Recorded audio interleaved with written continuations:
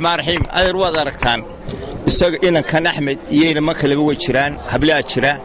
marka waxay tusaysaa adduunweyna waxay tusayeen shucuurtoodu halkay ka taagantay Soomaaliland inaanay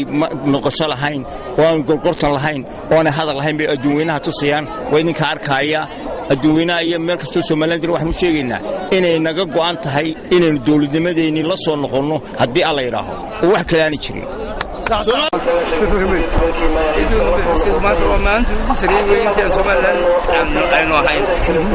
maanta muddo waxay u diyaar garowday inay muujso waxay tahay annaguna amnigaan qosiyo amniga gacantaan ku hayna bilwal ay waxa ku jeeday nagu dhamaatay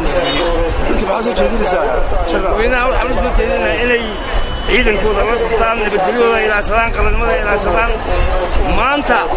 inay laga faa'iideysanayo iyagu maanta ay ismuujiyaan halka ay ka timaado aqoonsigooda hadii laga